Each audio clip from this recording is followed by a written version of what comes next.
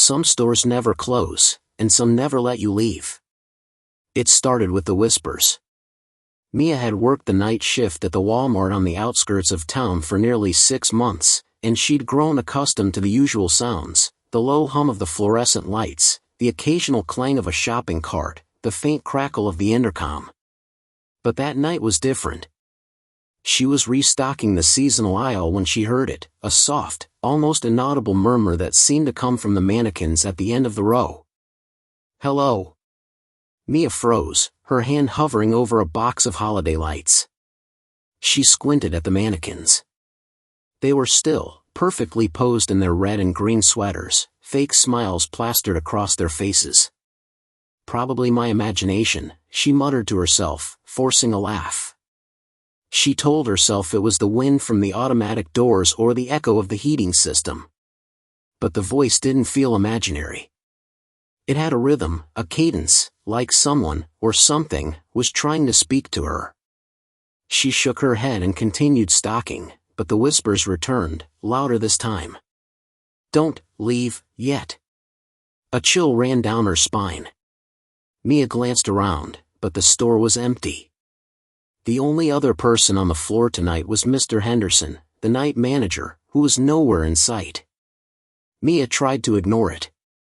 She had always been a skeptic, someone who laughed at ghost stories and creepy urban legends. But even she couldn't deny the rising unease in her stomach. The aisles stretched endlessly under the harsh fluorescent lights. She passed the electronics section, the mannequin's painted eyes seemed to follow her. She swore she saw one tilt its head, just slightly, like it was watching her walk by. "Get a grip," she whispered, clutching her apron. She reached the backroom door, the one that was always locked. Mr. Henderson had told her countless times never to go in there unless he was around. No one knew why it stayed sealed, but the rumors were plentiful. Some said it was full of broken equipment. Others whispered it was where the store disposed of items, and people who vanished in the night. Mia laughed nervously at that last thought. But tonight, something about that door made her uneasy in a way she couldn't explain. She turned back toward the main floor, her cart squeaking over the linoleum. That's when she noticed something even stranger: the shopping carts were moving on their own.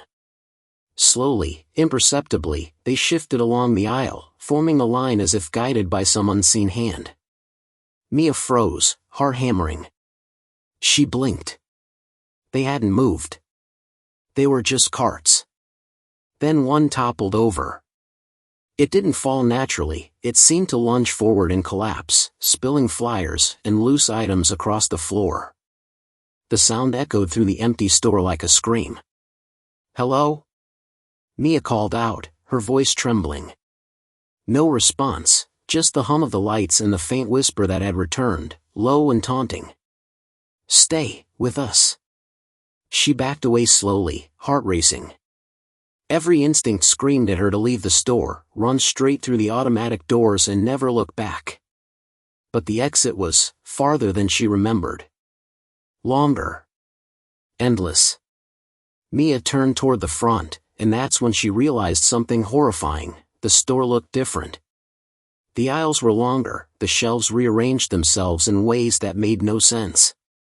The exit was farther away, almost invisible, as if the building itself had shifted while she wasn't looking.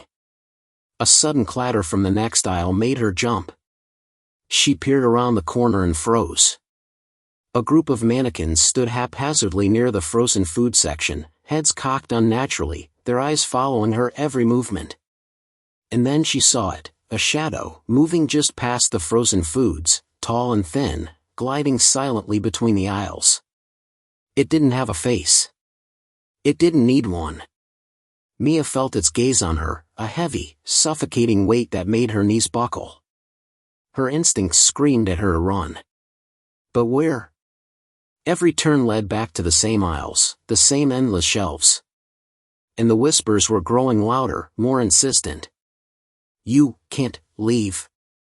The intercom crackled to life, and Mr. Henderson's voice came over, distorted and slow. "Mia, why are you in my store, alone?"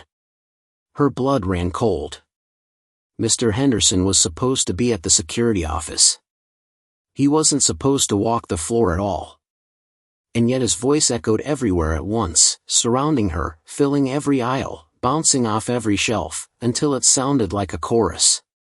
Then came the footsteps, thousands of them, coming from every corner, growing louder, faster, until the whole store seemed alive with motion.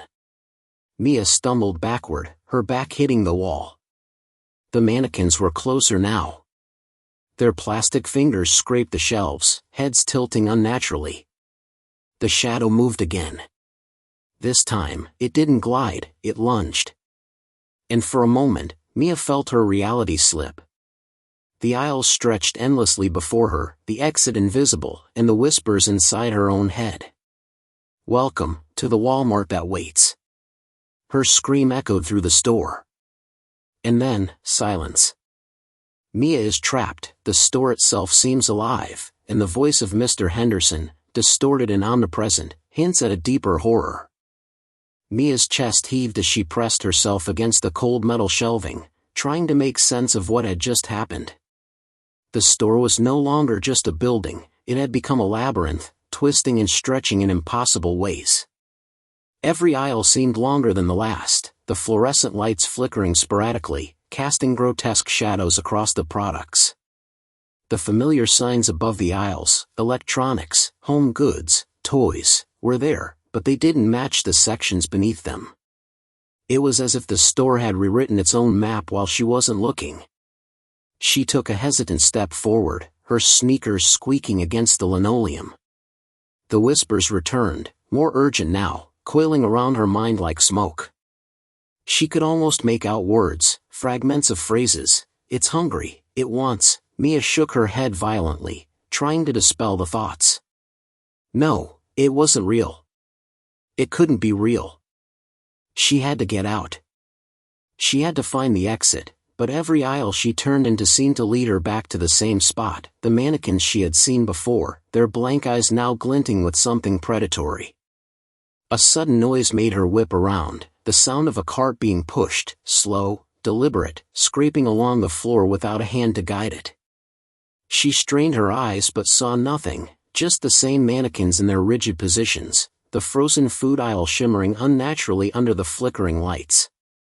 And then she noticed movement in the distance, a figure slipping behind the shelves, too fast and too quiet to be human. It didn't walk. It moved with a fluid, unnatural grace, like it was gliding just above the floor. Mia's stomach churned, the shadow was getting closer, slipping past aisles she hadn't even noticed were there, bending around corners impossibly. Desperate, she ran. Her legs pumped, echoing down endless corridors of shelves. She passed the electronics section again, only it wasn't the electronics section anymore. The shelves were filled with mismatched items, toys that were decades old, unidentifiable electronics, canned goods with labels she didn't recognize. Every step she took, the floor seemed to stretch, the exit always just out of reach. The whispers swirled around her ears now, taunting, teasing, "Stay with us, forever." Mia's pulse raced as she stumbled into the toy aisle. Dolls lined the shelves, their eyes reflecting the fluorescent light, but not in the usual plastic way. These eyes seemed wet, alive, blinking slowly as she passed. One doll's head turned toward her with a soft click, and it whispered her name. Mia. She froze, fear tightening her chest. She couldn't tell if it was the store or something inside it speaking, but she knew instinctively that this was no ordinary store anymore. It had a consciousness, a hunger, and it was aware of her. She pressed herself against a stack of cardboard boxes, shaking. Her phone was in her pocket, but the screen was dead, completely black, as if the store itself had swallowed the signal. She tried calling out for Mr. Henderson, hoping he was real, hoping he could explain why the Walmart seemed alive and predatory. The intercom crackled again, but this time it wasn't just Mr. Henderson's voice. Multiple voices, dozens, maybe hundreds, echoed simultaneously through the store, distorted and overlapping. "You shouldn't be here, stay, stay," the words reverberated inside her skull, disorienting her, making her question every step, every shadow, every sound. Mia tried to backtrack, but the aisles kept shifting. Every familiar landmark, the soda coolers, the checkout lanes, the promotional end caps, had changed, forming corridors that led nowhere. It was a trap, she realized. The store was alive in a way that defied reason. The walls themselves seemed to breathe, inhaling when she ran, exhaling when she stopped. She could feel it watching, feeling, reacting. The store didn't just want her to stay, it wanted her to become part of it. A movement caught her eye in the frozen foods aisle. A freezer door slowly opened on its own, and inside, the food was gone. Instead, the interior was filled with darkness that seemed to absorb the light. From that black void, a hand reached out, pale, skeletal, impossibly long fingers curling like they were testing her. Mia screamed and stumbled backward, only to find herself face to face with the mannequins. They were closer now, their heads tilted in unison, eyes following her every twitch and shiver. One of them stepped forward. Not a mechanical slip, an actual step. The sound of plastic scraping against the floor was loud and deliberate. Another whispered, but this time its lips didn't move, "You belong here." Mia's mind raced. Every instinct screamed to run, but where could she go? Every turn, every aisle, led her back to the same place, the store's center, the heart of the labyrinth, where she could feel something pulsing, a rhythm like a heartbeat, slow and patient, waiting. And then she remembered the backroom. The one that was always locked. Maybe the answers, or her escape, lay there. Maybe. She had to find out. Her hands trembled as she approached the steel door, the whispers rising into a cacophony, urging her both forward and backward at the same time. She reached for the handle, and it was warm. Alive. The door creaked open under her touch, a black void yawning before her. The whispers fell silent. The heartbeat grew louder. And she stepped inside, unsure if it would lead to freedom or something far worse. Mia has discovered the backroom, the one forbidden area that everyone avoids. The whispers stop, but the store's heartbeat grows ominously loud. What lies beyond the door? Mia stepped into the backroom, her body rigid with fear, her eyes struggling to adjust to the darkness. The fluorescent hum of the main floor didn't reach this place. Here, the silence was absolute, except for the heartbeat. It pulsed beneath her feet, deep and steady, like the store itself was alive and aware of her presence. The air was thick, almost solid, smelling of cold metal, dust, and something far fouler she couldn't name. As her eyes adjusted, she saw shelves stacked high with crates, boxes, and forgotten merchandise, but there was more than that. In the corners, shadowy forms shifted just beyond her vision. She felt their gaze before she could see them, small, crawling shapes moving along the floorboards. Mia swallowed hard, every nerve screaming at her to run, but the exit she had come from was gone. The steel door had vanished behind her, leaving only solid wall.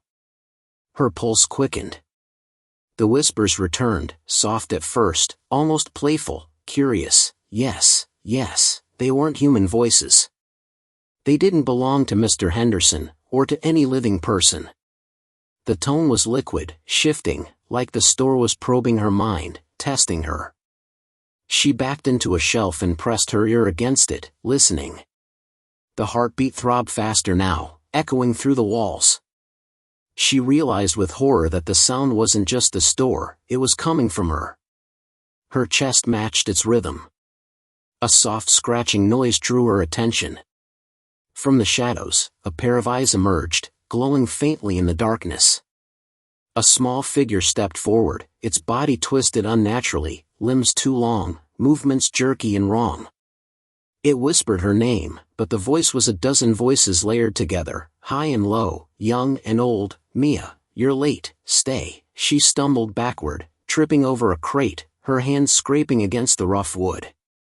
The figure advanced, and as it stepped into the weak light seeping from above, she realized it wasn't a child or a person at all. It was something made from mannequins, stitched together with discarded clothing and bits of plastic, an abomination animated by the store itself. Mia screamed, and the thing stopped. Then another appeared. And another. The room was filling with them, slowly, deliberately, their blank eyes glinting in the dim light, their stitched lips whispering the same phrase over and over. She pressed herself against the wall, trembling, her mind racing. How could this be real? None of this should be real.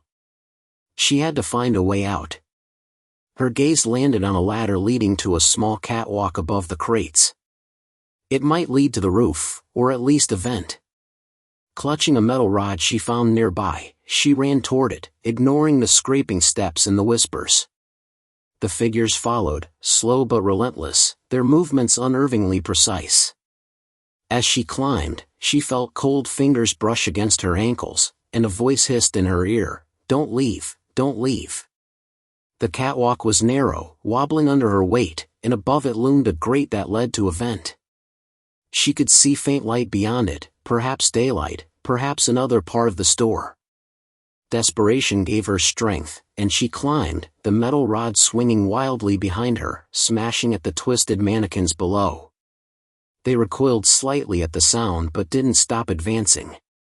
As she reached the vent, she paused to catch her breath, listening. Below, the heartbeat grew louder, more insistent. She realized something terrifying: the store wasn't just alive. It was aware of her fear, feeding on it, savoring every shiver, every racing pulse. The whispers became voices in her head, overlapping, chaotic, closer, closer, stay, stay forever. Mia climbed into the vent, crawling on her hands and knees, trying not to make a sound. The metallic walls pressed against her sides as she inched forward, and she could hear movement below, scraping, shuffling, whispering. The vent was tight, constricting, and she had to force herself to keep moving, her hands scraping against the sharp metal edges. Suddenly, the vent opened into a large, dimly lit room. It was a hidden storage area, one she had never seen on any floor plan. And in the center of the room stood Mr. Henderson, or at least, something that looked like him. But his movements were wrong, jerky, too precise, his eyes completely black. Around him, mannequins from the main store were gathered in a circle, motionless yet somehow tense, like soldiers waiting for orders. "Mia," the figure said, his voice deep and warped, echoing off the walls in a way that made her stomach turn. "You shouldn't have come here. You shouldn't have seen," he gestured to the mannequins. "They're hungry. And so is the store." Mia's breath caught. The heartbeat pulsed in time with her own, faster and faster.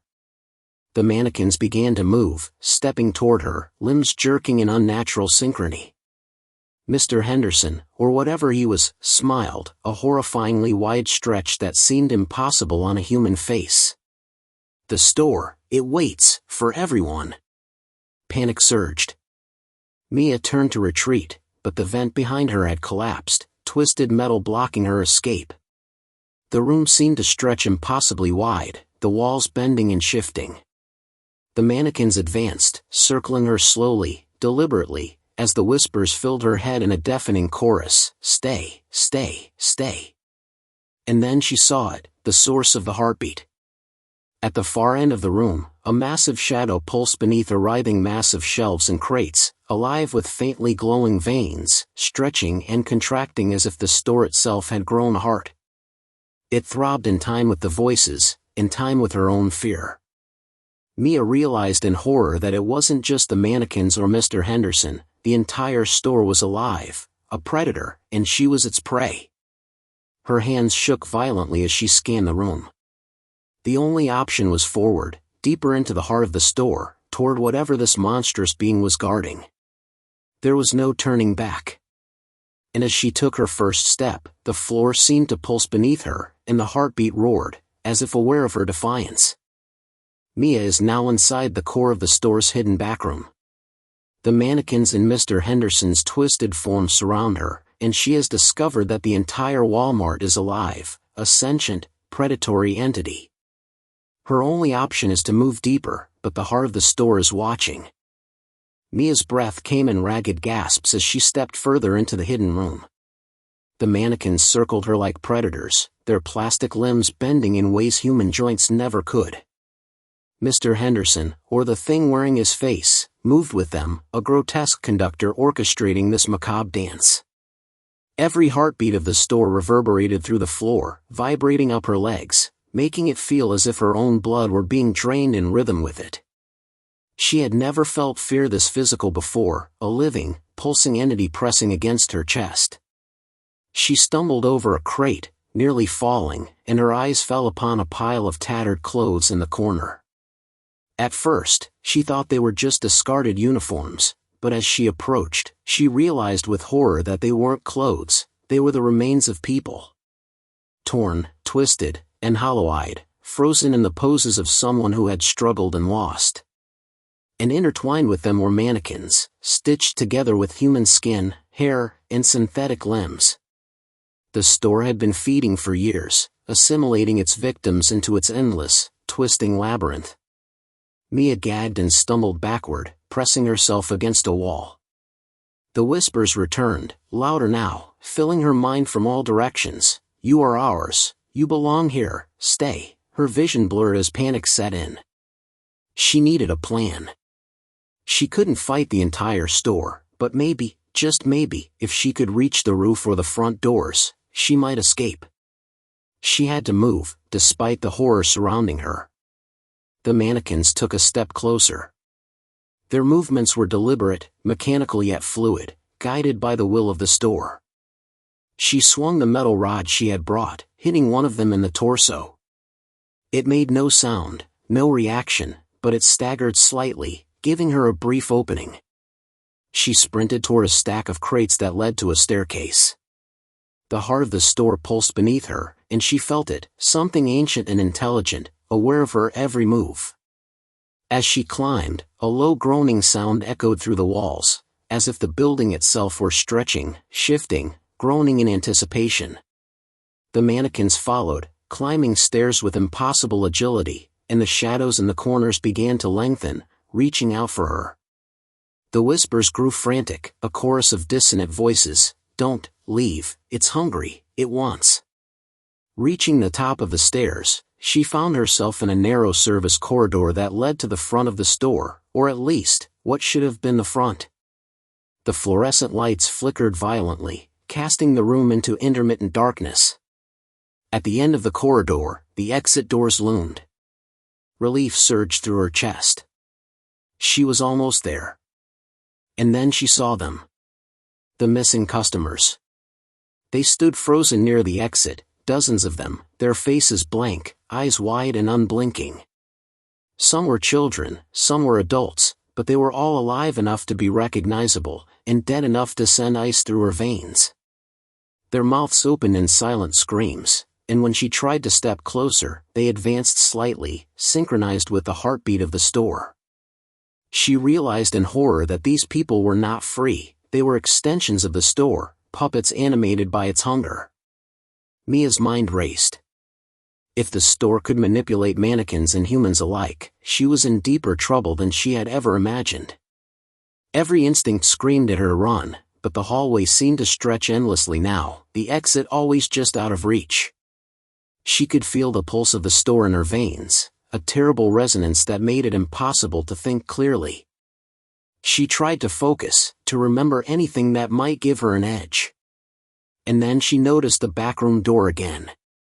Somehow, it had reappeared behind her. A sliver of hope. Maybe if she could lure the mannequins back into it, she could buy herself some time. But as she approached, the air grew colder, the shadows darker. The heartbeat quickened, faster than her own, pounding like a drum of war. A hand shot out from the darkness, grabbing her wrist with unnatural strength. Mia yelped, swinging the metal rod wildly. She felt it hit something solid, hard, cold plastic, and the grip loosened. She pulled herself free and ran, adrenaline fueling her as she barreled toward the door. The mannequins shrieked in a soundless, mechanical chorus, and the whispers escalated into a deafening roar, "You cannot leave, you cannot leave." She slammed the door behind her, and the backroom swallowed the advancing figures. For a moment, silence. Then the heartbeat slowed, as if the store were calculating its next move. Mia's chest heaved, her mind spinning. The store was alive, conscious, and terrifyingly intelligent. It had claimed victims before her, and it would claim her too if she let her guard down. But there was one thing Mia realized with growing determination: it had to be vulnerable somewhere. Nothing alive, nothing, could function like this without a weakness. She had to find it. She had to outsmart it.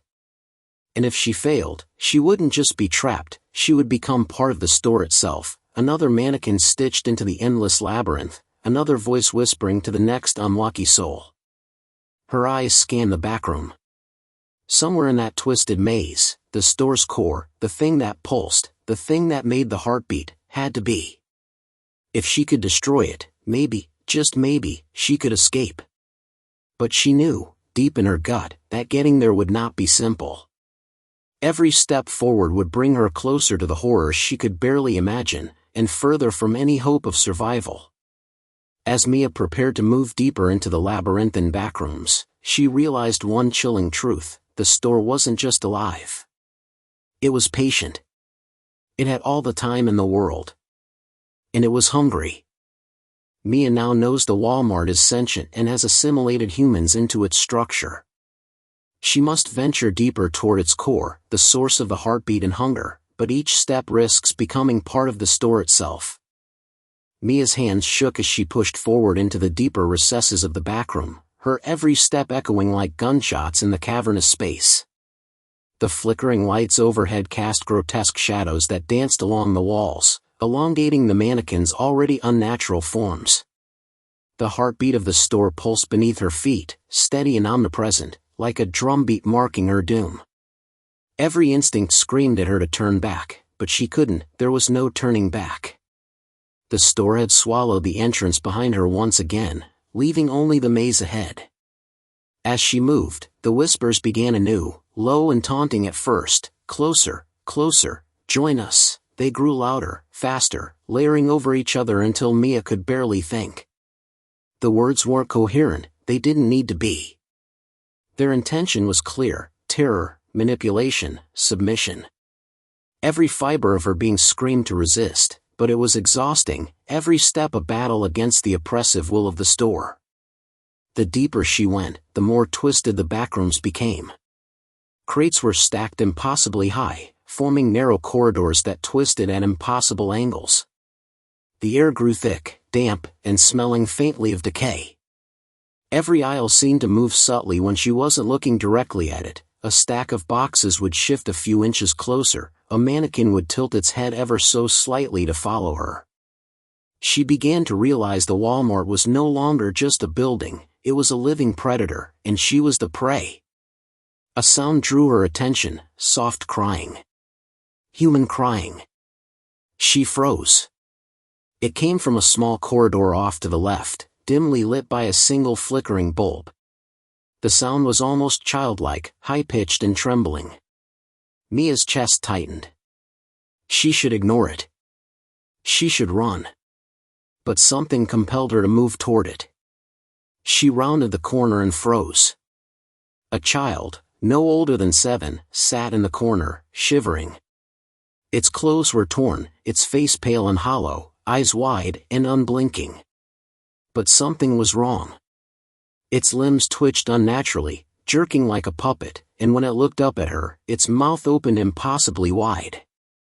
"Stay, stay," it whispered in a chorus of voices, a mix of dozens of children, adults, and something else she couldn't name.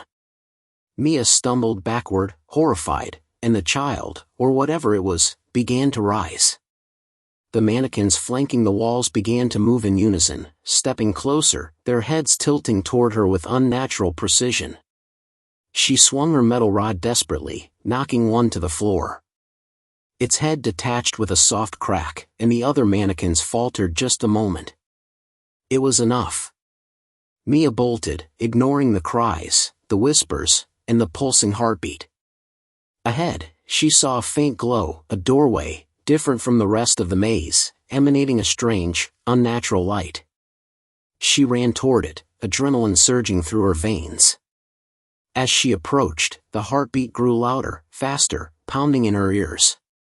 The glow was warm and inviting, a stark contrast to the cold, suffocating darkness around her. But as she reached for the door, a cold hand clamped down on her shoulder. She spun around. Mr. Henderson, or the monstrosity wearing his face, loomed behind her, impossibly tall, his eyes black voids, his smile stretching across his face in ways that shouldn't have been possible. The mannequins circled behind him, whispering and moving like a single organism. "You can't leave," he said, his voice a chilling mix of human tone and mechanical resonance. "The store doesn't like loose ends. You belong here. Everyone does." Mia's mind raced. She swung the rod again, but it passed through him like mist.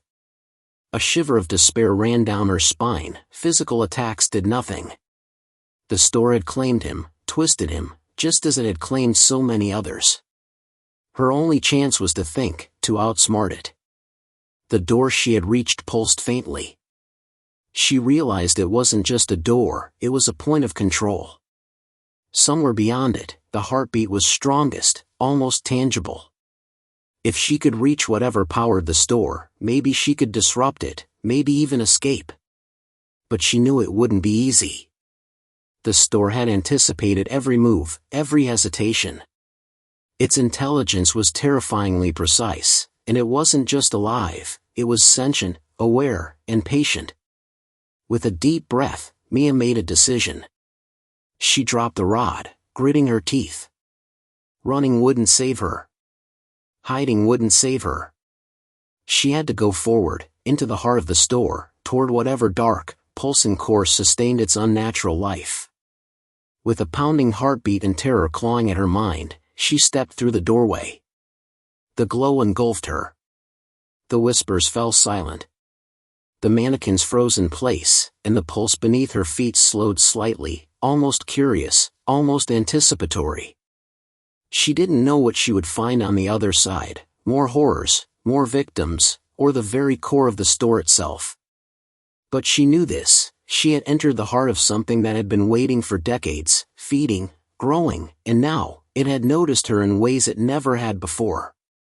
The room she entered was vast, impossibly high, with walls that seemed to stretch into darkness. Shelves twisted and warped around a central mass, a writhing, pulsing form that radiated heat and power. Veins of neon light ran along its surface like arteries, pumping some unknown substance through the heart of the store. Around it, mannequins and human figures alike were bound, stitched into the very structure of the mass, their eyes wide and frozen, mouths open in silent screams. Mia's stomach turned, and the whispers returned, not around her, but inside her mind. "Closer, closer, join us, stay." The heartbeat was deafening now, matching her own, and she realized with a shiver that the store was not just aware of her, it was reading her, anticipating her fears, exploiting them, feeding off them. Her only thought, one desperate, singular thought, was to destroy it. Whatever this pulsing mass was, it had to be vulnerable. Somewhere within its writhing body, there had to be a point she could strike. If she could, maybe, just maybe, she could free the others and escape the living nightmare that had consumed the Walmart. And then, a voice, soft but commanding, whispered directly in her mind, "You think you can leave? You are ours, forever." Mia's blood ran cold. The heart of the store had spoken, and it knew her name. Mia has reached the core of the Walmart, the living, pulsing mass that sustains it. She realizes the store can read her thoughts and feed on her fear. Her only option is to confront it directly, but its power and intelligence are beyond comprehension. Mia's heart thundered in her chest as she stepped closer to the writhing mass at the center of the room. The pulsating form loomed like a grotesque tree of veins and shelves, stitched together with mannequins, remnants of customers, and fragments of the store itself. Light and shadow twisted around it, illuminating the frozen faces of those trapped within. Some were familiar, people she had seen shopping just weeks ago, but their bodies had been deformed, fused into the living architecture of the store. It was feeding. The realization hit her like a punch to the gut. This was no ordinary building. The Walmart was a predator, patient and intelligent, consuming everything that wandered too far into its grasp. The whispers returned, layered and insistent, vibrating inside her skull. Closer, closer, you are ours, stay. She staggered back, nearly tripping over a pile of mannequins that had shifted while she wasn't looking. The heartbeat surged, faster now, echoing off the warped walls and rattling her eardrums. Every instinct screamed for her to run, but she knew there was no escaping in fear.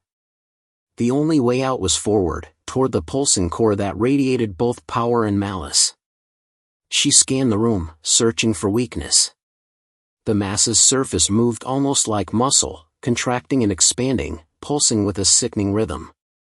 The mannequins and human remnants stitched into it shifted occasionally, tiny twitches that made her stomach churn. If she could reach the center, strike at its heart, maybe she could destabilize the unnatural entity. But approaching it would be like stepping into a predator's mouth. Summoning her courage, Mia took a careful step forward. The mass seemed to sense her movement immediately.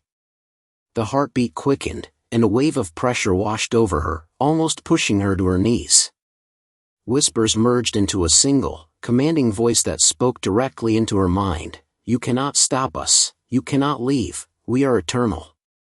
She shivered and swallowed hard. The store was alive, sentient, and fully aware of her presence. It had been waiting for someone like her for decades, feeding on fear, on uncertainty, on hope. A sudden screech tore through the room, and mannequins she hadn't noticed before sprang from the walls, limbs bending unnaturally to form a barricade between her and the core. The childlike figure she had seen earlier emerged from the shadows, joined by dozens of others, their faces twisted in silent, unnatural grins. Mia's stomach knotted. These were not just victims, they were extensions of the store, agents of its will. Her only chance was to bypass them. She darted forward, zigzagging between obstacles, feeling the floor beneath her pulse in time with the monstrous heart. The closer she got, the more the air thickened, heavy with electricity and decay. Her skin prickled, her vision swam as the heartbeat thrummed louder, vibrating through her bones. The store wasn't just aware of her presence, it was reacting to her fear, amplifying it, making every step more perilous. Mia's eyes caught a faint gleam at the center of the mass. There was a small, dark knot among the twisting shelves and stitched together bodies, a core of some kind, pulsing in sharper, faster rhythms than the rest of the store. That had to be it, the source. If she could reach it, maybe she could sever the connection, destroy the thing, free the trapped souls, and escape. She clenched her fists, pushed the fear aside, and ran.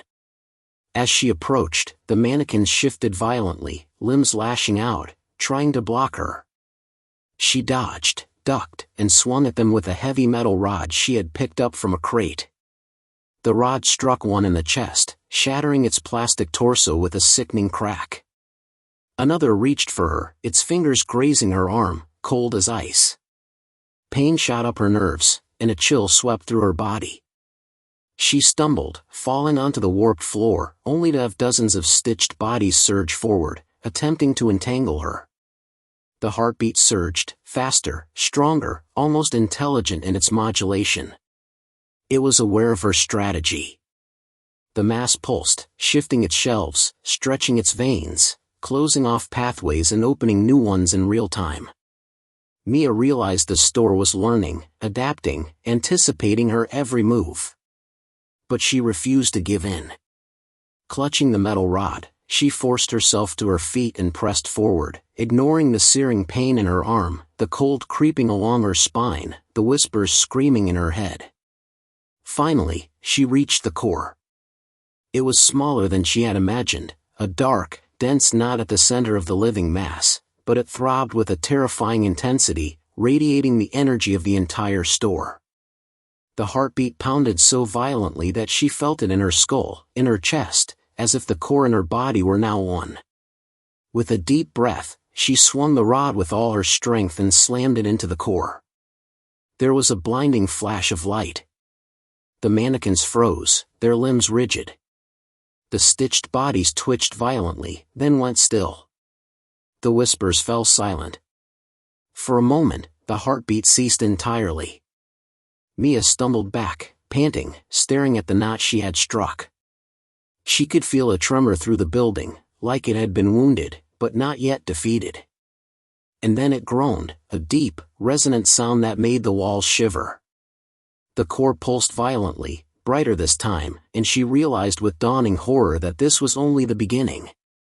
The store was alive, yes, but it was also patient, eternal, and infinitely adaptive. One strike would not destroy it. The real battle was only beginning. Mia's mind raced. She had seen its power, understood its hunger, and caught a glimpse of its core. But now she had to survive long enough to find the key to truly defeating it, or she would become part of the living nightmare forever. The heartbeat began again, slower now, almost deliberate, waiting for her next move. Cliffhanger, Mia has located the Walmart's core and struck it, temporarily halting its control. But the store is far from defeated. It's adaptive, sentient, and more dangerous than ever. Her survival, and the freedom of the trapped souls, depends on what she does next. Mia pressed herself against a twisted shelf, breathing heavily, listening to the store's heartbeat. It pulsed slowly now, deliberate, almost patient, as if it were observing her, waiting for her next move. Her arm throbbed where a mannequin had grazed her, and her body was covered in sweat and grime, but she forced herself forward. She couldn't stop, not now. The core had been struck, but the store wasn't destroyed. Not even close. Something deep inside told her this was just the beginning, and that the true horror was yet to be revealed. The room before her shifted subtly as she moved.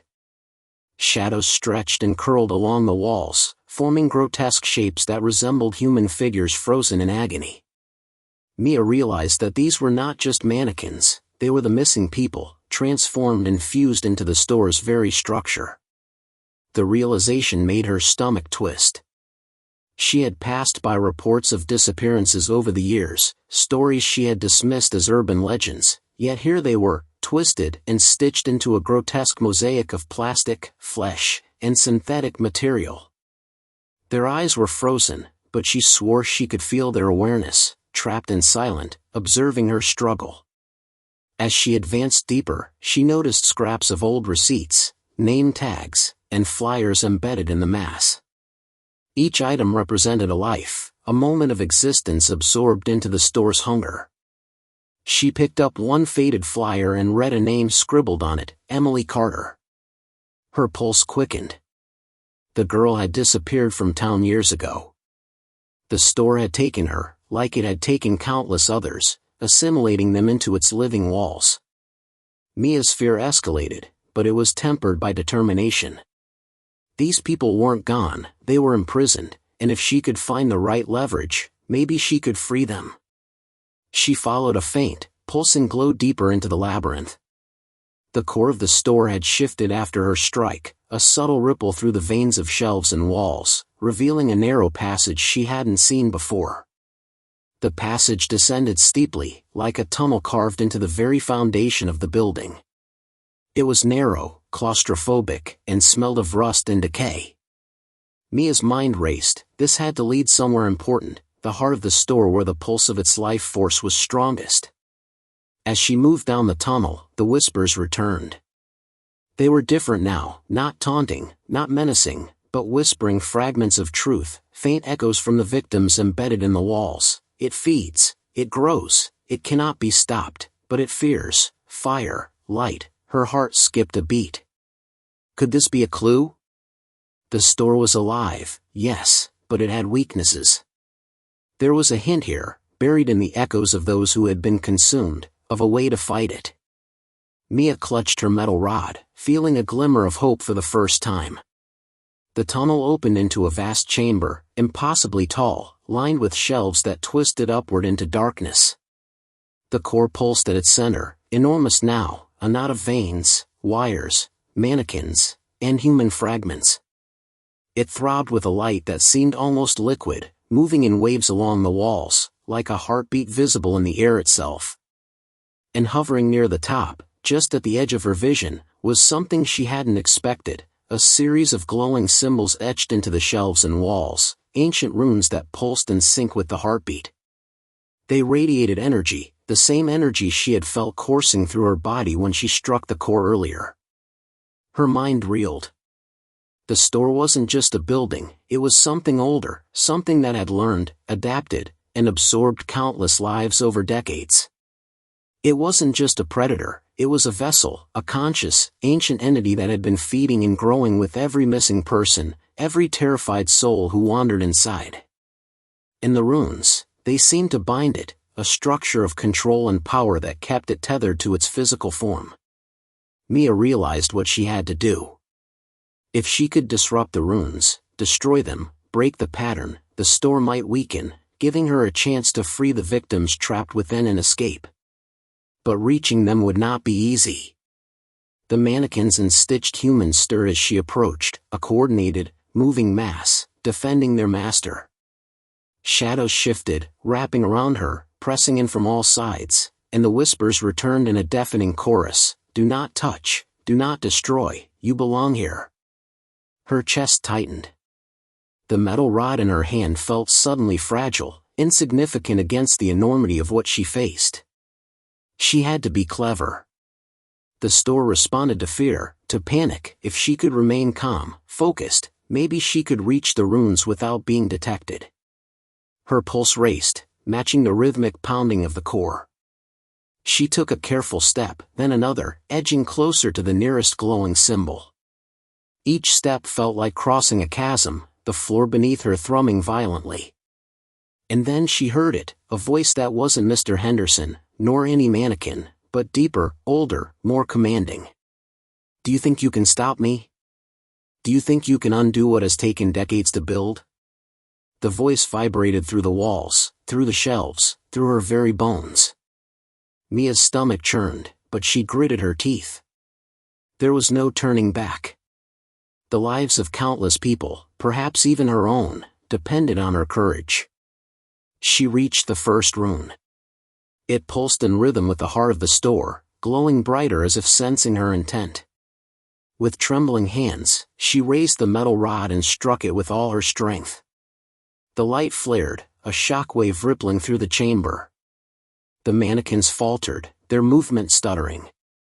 The stitched humans twitched violently, and a scream, not human, not fully human, echoed through the room. Mia staggered back, heart pounding, as the store groaned, a sound like walls tearing and glass shattering at once. The core pulsed faster, thrashing violently, and the room began to warp, stretching impossibly in all directions. The store was fighting back, defending itself, reacting to her attack.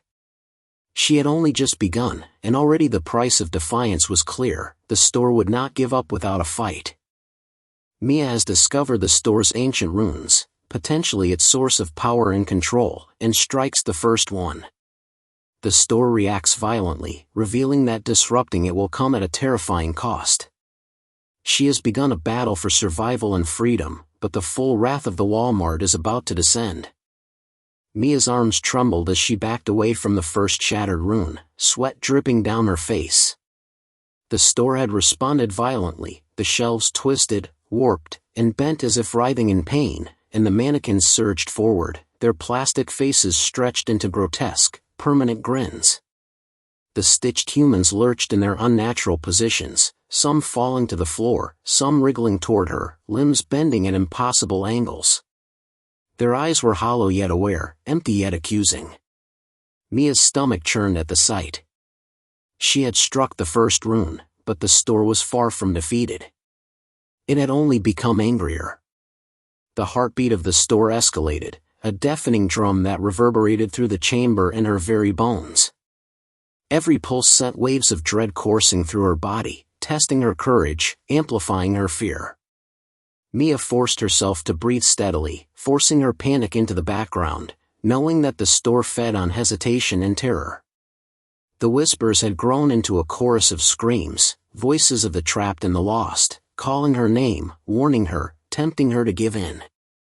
She gritted her teeth and stepped forward, toward the second room.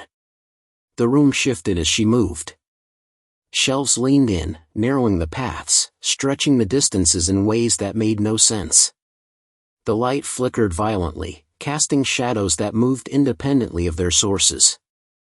And then she saw it, a massive figure emerging from the dark, something far larger than any mannequin, far taller than Mr. Henderson had ever seemed.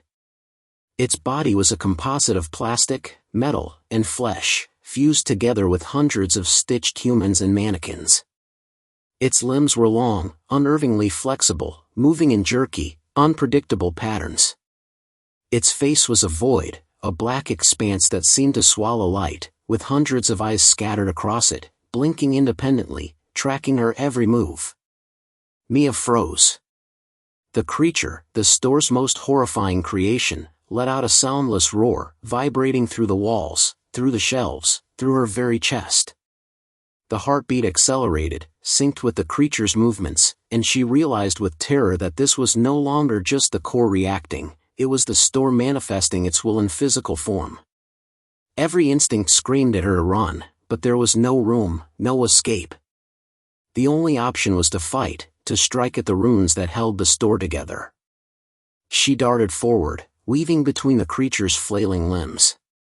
Each swing of her metal rod sent a ripple through the air, and the creature staggered slightly, its attention momentarily drawn to her. She reached the second rune, its glow brighter than the first, pulsating with raw energy. She slammed the rod into it with every ounce of strength she had, and the light exploded outward, sending a shockwave through the chamber. The shelves bent violently, the mannequins convulsed, and the stitched humans twitched in unison. The creature roared again, stepping back, but the store's pulse continued to surge. Mia staggered, panting, realizing that even if she destroyed all the runes, the store would adapt. It had centuries of experience, hundreds of victims' lifetimes, and now it was focused entirely on her. Her mind raced. She had to find a way to exploit its hunger, its desire for control, its need to bind the trapped souls. She glanced around frantically, her eyes catching a faint shimmer near the top of the chamber. A narrow platform, suspended above the core, was etched with runes and symbols she hadn't yet seen. Maybe it was the master rune, the true anchor of the store's power. If she could reach it, strike it, maybe she could destabilize the store completely. But the path was perilous. The creature shifted, blocking the main stairwell. The mannequins surged like a wave, closing the space around her. Mia took a deep breath, forcing herself to remain calm. She leapt onto a fallen shelf, scrambling upward, her metal rod ready. The stitched humans tried to grab her, their hands cold and unyielding, but she kicked them away, climbing higher. The creature's eyes followed her every move, its awareness tangible, pressing on her mind. She could feel it probing, testing her, gauging her fear. She couldn't let it know her panic. Finally, she reached the platform. It was narrow, suspended above the pulsing core, and glowing with an intensity that made the chamber feel impossibly small. The master rune was at the center, larger than the others, etched with symbols that seemed to writhe and shift as she looked at them. This was it, the source. She raised the rod and struck it with all her strength. The effect was immediate. The chamber shook violently, shelves collapsing, mannequins toppling, stitched humans writhing in convulsions. The creature screamed, a soundless, mind-shattering roar that reverberated through the store. The heartbeat faltered, slowed, and then surged in chaotic bursts, as if the store were in pain. Mia's vision blurred, but she pressed on, striking the rune again, this time repeatedly, ignoring the strain in her arms, the pounding in her chest. Then, as she struck the rune one final time, a blinding flash engulfed the chamber. The heartbeat ceased for a brief, impossible moment. Silence. The mannequins froze. The stitched humans stopped moving. The creature collapsed into itself, a tangled mass of limbs and shadow, motionless. The pulsing light of the core dimmed to a dull glow. Mia fell to her knees, gasping for breath, her body shaking from adrenaline, fear, and exhaustion. For the first time, she allowed herself a sliver of hope. Perhaps, just perhaps, she had weakened the store enough to escape. But even as she tried to stand, she felt it, a subtle thrum, deep beneath the floor, like a heartbeat trying to restart. The store was patient. It was eternal. It would not give up easily. Mia has struck the master rune, temporarily collapsing the store's most horrifying manifestation. The Walmart is weakened, but it is far from defeated, and its pulse, its hunger, stirs again, patient and eternal. Her battle is not over, and the cost of defiance may yet be revealed.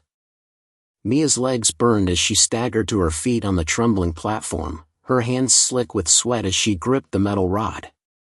The chamber around her was a shattered landscape of twisted shelves, toppled mannequins, and the lifeless bodies of stitched humans. The heartbeat had slowed, but it hadn't stopped. She could feel it under her feet, subtle yet insistent, pulsing through the very floor, a reminder that the store's hunger was eternal. Her chest heaved as she tried to catch her breath, every inhale laced with the acrid scent of decay and fear. The pulsing core remained at the center of the chamber, faintly glowing, wounded but far from defeated. Shadows writhed along the walls, stretching and contracting, forming grotesque, humanoid shapes that lurked at the edges of her vision. And then she heard it, a whisper, low and insidious, threading through her mind. "You cannot escape, you belong here, forever." The voice wasn't human, wasn't Mr. Henderson, wasn't any mannequin she had seen. It was older, deeper, resonating from the heart of the store itself. Mia's stomach twisted as the realization sank in. The Walmart was a single, living entity, with a consciousness that had endured for decades, feeding on fear, on lives, on hope. Summoning every ounce of courage, Mia took a step forward, then another, toward the pulsing mass. Her movements were deliberate, careful, but the shadows reacted instantly. Mannequins rose from the debris, their limbs bending in ways that made her stomach churn. Stitched humans lurched forward, half human, half plastic, their hollow eyes tracking her every move. At the center of the chaos, the creature she had seen before, the monstrous fusion of bodies and mannequins, stirred again. Its limbs flexed in impossible ways, its hundreds of eyes blinking in chaotic synchronization. It was alive, aware, and furious. Mia swung the metal rod at the nearest mannequin, shattering it, and dashed forward. The floor beneath her vibrated with the pulse of the core, echoing through her bones. She leapt over a fallen shelf and crashed into a narrow passageway that led closer to the center. The air was thick with the metallic tang of blood, the sickly scent of plastic, and the oppressive, almost sentient weight of the store itself. She realized, with growing terror, that every corner she turned, every step she took, was anticipated. The store didn't just react, it predicted, adapted, and controlled. Finally, she reached the base of the pulsing core. It was enormous, writhing like a living heart, veins of neon light snaking outward, connecting to every part of the chamber. The stitched humans and mannequins surrounding it writhed violently, as if the core were sending commands directly into their minds. Mia's pulse raced. She knew she had only one chance. She had to destroy the core itself, sever its control over the store, free the victims, and escape before it adapted again. She raised the rod and struck the core with all her might. The pulse of energy that erupted knocked her backward, and the chamber erupted in chaos. Shelves twisted violently, shadows flared, and the stitched humans convulsed, screaming in a deafening, unnatural chorus. The creature collapsed again, its limbs flailing in agony as the core's light flickered violently. The store groaned, a sound that resonated through walls, shelves, and floors alike, a sound of both pain and fury. But then, a chilling realization hit her. The core wasn't just a source of power, it was a nexus, a consciousness, the store itself. Striking it caused pain, yes, but it also provoked retaliation. The heartbeat surged violently, stronger than ever, sending a shockwave through the chamber.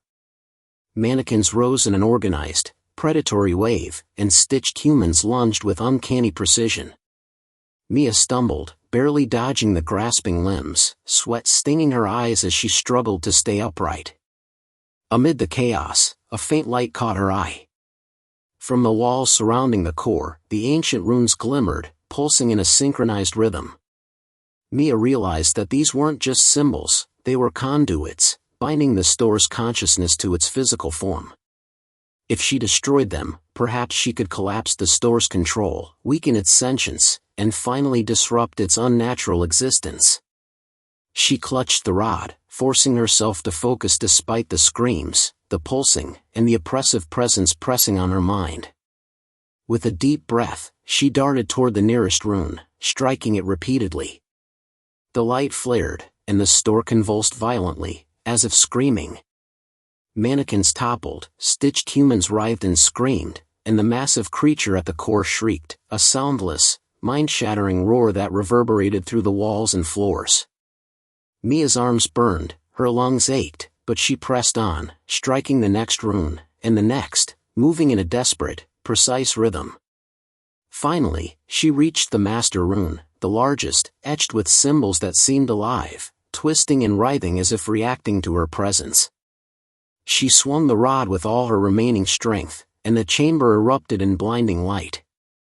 The core pulsed violently, then imploded inward, sending a shockwave that shattered shelves, toppled mannequins, and collapsed parts of the ceiling. The heartbeat ceased. Silence. Mia collapsed to the ground, trembling, exhausted, her body slick with sweat and grime. The store groaned one last time, a low, resonant hum that faded into silence. The stitched humans slumped to the floor, motionless, the mannequins frozen. The glow of the core dimmed to a faint pulse, as if wounded beyond recovery. For the first time, Mia allowed herself a breath of hope. She had done it, she had struck at the heart of the store, weakened it, disrupted its consciousness. But as she looked around the ruined chamber, a creeping unease settled in her chest. The store was patient, eternal, and she was still inside it. Mia has struck the master rune, seemingly collapsing the core of the store and weakening its control. The Walmart is wounded but not destroyed, and she realizes she is still trapped inside its walls. The final reveal, how the store was created and the true cost of survival, is imminent. Mia pressed herself against the crumbling wall of the ruined chamber, chest heaving, limbs trembling from exhaustion and adrenaline. The blinding chaos of the store had subsided into an eerie silence, broken only by the faint, irregular pulse of the wounded core. The mannequins were motionless, their grins frozen into masks of mockery. The stitched humans slumped, unmoving, but their empty eyes still seemed to follow her, accusatory and mournful. For a brief moment, Mia allowed herself to hope that it was over, that she had finally broken the store's grip. But hope was fleeting. As she forced herself to stand, the walls of the chamber shifted subtly, almost imperceptibly at first. The shadows deepened, twisting into grotesque forms that seemed to breathe, stretching and contracting as if alive. And then she saw it. From the wreckage of the core, a dark, shimmering figure began to rise, slowly, impossibly.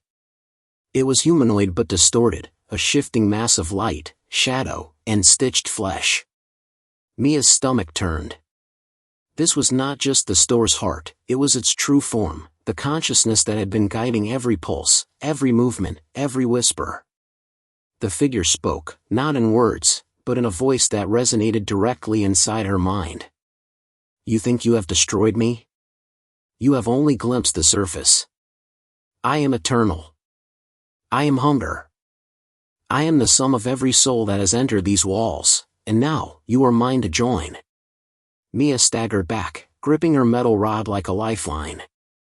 The pulse beneath her feet surged, the heartbeat of the store accelerating, echoing through her body, through her very bones.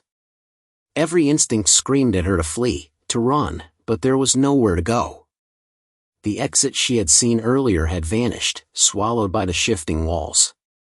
She realized with a sickening clarity that the store had been patient for decades because it could manipulate reality within its walls.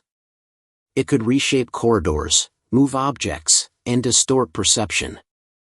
Every path she had taken, every maneuver, had been anticipated. Her mind raced. If brute force had failed, she would need cunning. The whispers of the victims she had heard earlier returned, faint, desperate. The light, the fire, break the connection, sever the heart, light. Fire. The store's pulse had reacted violently when she struck the runes, but perhaps there was another way, an elemental force it could not withstand. Her eyes darted around the chamber. A broken fluorescent tube lay on the floor, sparking weakly. Boxes filled with aerosol sprays and cleaning fluids teetered on the shelves. Improvised weapons, yes, but perhaps enough to strike at the entity.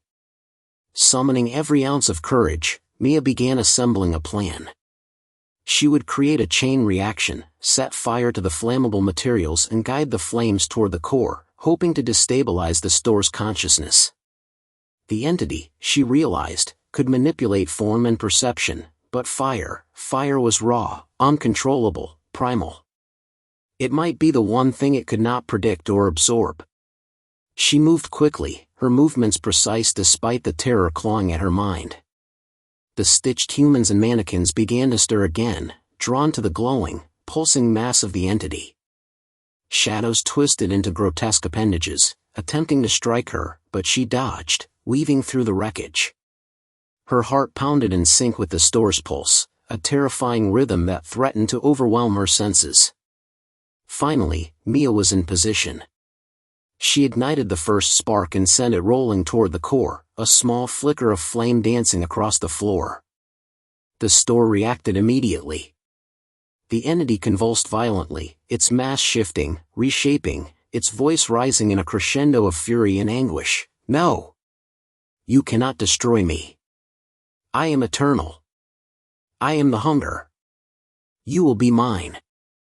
The fire caught the shelves, spreading rapidly, flames licking the walls and the twisted bodies of mannequins and stitched humans. Smoke filled the chamber, thick and choking, but Mia pressed forward, striking the master rune again in a desperate attempt to amplify the disruption. The pulsing core shrieked, writhing as if in agony. Lights flickered violently, casting grotesque shadows across the walls, twisting the faces of the trapped victims into twisted masks of fear and hope. Then came the final, unbearable moment. The entity surged forward, an immense, writhing mass of shadows, light, and stitched flesh, attempting to engulf her. Mia raised the metal rod, bracing herself, and struck the core again, simultaneously directing the flames toward it. There was a blinding explosion of light and heat, a pulse so strong it felt as though the building itself had screamed. The entity convulsed, twisting violently, and then, silence. When Mia opened her eyes, the chamber was quiet. The fire had consumed much of the twisted structure, the mannequins lay shattered, and the stitched humans were motionless but no longer animated. The glowing core had collapsed into a smoldering knot, dark and inert. The walls, warped and distorted for so long, seemed to relax, returning, finally, to a semblance of normality. The heartbeat was gone. The store's consciousness, the entity that had tormented decades of souls, was broken. Mia stumbled toward the exit, smoke stinging her lungs, tears streaming down her face. The night sky was visible through the shattered roof, the first stars she had seen in hours. The fire still crackled behind her, consuming the remnants of the store, but the terror had ended. For now, at least, she was free. As she walked away from the burning Walmart, she glimpsed something in the rubble, a small, human-shaped figure, pale and frail, waving weakly. A survivor. One of the many who had been consumed by the store but not yet fully lost. Relief surged through Mia, tempered by the knowledge of what had been lost, the countless lives, the horrors stitched into the walls, the darkness she would carry with her forever. And then she heard it, a faint, almost imperceptible thrum beneath the ground. The heartbeat, weak but there.